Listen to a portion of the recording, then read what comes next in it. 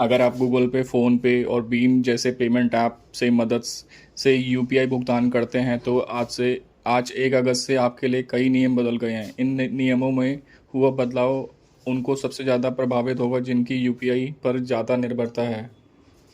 भारत में digital payment का सबसे भरोसेमंद और आसान तरीका बन चुका है UPI, United fund payments interface. रोज़ाना करोड़ों लोग यूज़ करते हैं। इसके सिस्टम पर रहे दबाव के चलते 1 अगस्त 2025 से NPCI national payment corporation of India ने कुछ बड़े बदलाव और नियम लागू किए हैं जो हर यूपीआई यूज़र को प्रभावित करेंगे। इसके साथ सिस्टम की सुरक्षा बढ़ाने के अलावा यूज़र्स को बेहतर एक्सपीरियंस देने की कोशिश की जाएगी। अगर आप इन नियमों के बारे में विस्तार से जानना चाहते हैं तो नीचे पढ़ें।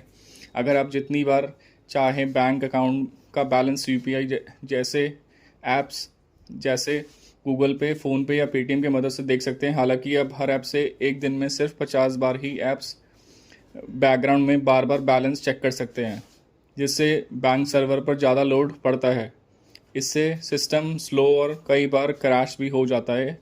इसलिए जब भी लिमिट तय की गई है जिससे रिसोर्सेज पर दबाव ना पड़े। साथ ही आप ऐप में सिर्फ 25 बार ही यूपीआई प्रोफाइल से लिंक्ड बैंक अकाउंट की जानकारी लिस्ट अकाउंट एपीआई देख सकेंगे। इसके साथ ही यह भी अनिवार्य कर दिया गया है कि यूज़र को परमिशन लेकर ही यह डाटा एक्सेस किया जाएगा। यह कदम डेटा प्राइवेसी और सेफ्टी के लिए काफ़ी महत्वपूर्ण है।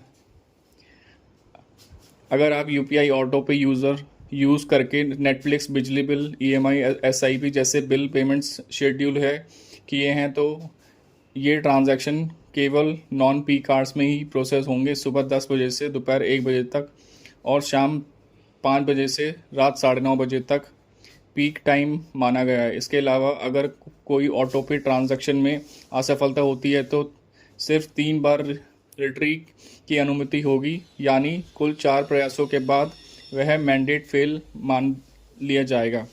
अगर आपका कोई ट्रांजैक्शन पेंडिंग या प्रोसेसिंग में चला जाता है तो आपको उसका स्टेटस अपडेट 90 सेकंड के अंदर मिलेगा। इससे पहले कई बार लोगों को घंटों इंतज़ार करना पड़ता था और कस्टमर केयर में बात करनी पड़ती थी।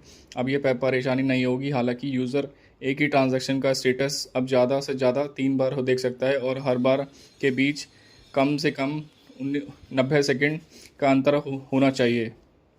अगर पिछले यूपीआई 12 महीनों से अपनी किसी मोबाइल नंबर से जुड़ी यूपीआई आईडी का इस्तेमाल नहीं किया गया तो अब वह आईडी अपने आप बंद कर दी जाएगी। यह बदलाव इसलिए लिया गया है जिसके अगर कोई पुराना मोबाइल नंबर किसी और यूज़र को दिया जाता है तो उससे गलती से पैसे ट्रांसफ़र ना हो जाएं। इस फ्रॉड की संभावना की कम होगी।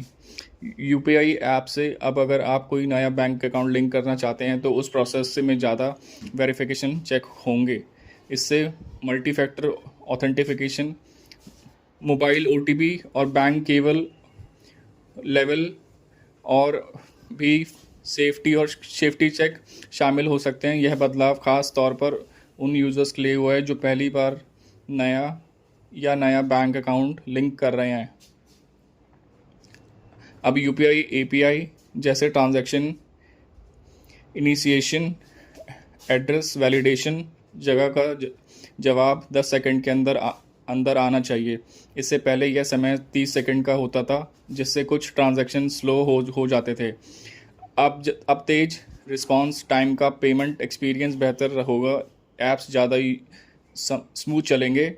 अब यूपीआई पेमेंट और ग्राहक का सेलर को कोई चार्ज नहीं देना होगा, लेकिन गूगल पे, फ़ोनपे जैसे पेमेंट एग्रीगेटर्स को बैंक्स को ट्रांजैक्शन फ़ीस देनी होगी। इससे यूपीआई नेटवर्क को बनाए रखने पर आने वाले खर्च बैलेंस किया जा सकेगा। हालांकि सरकार ने यह साफ किया है कि इसका बोझ किसी भी हालत में आम ग्राहकों पर नहीं डाला जाएगा।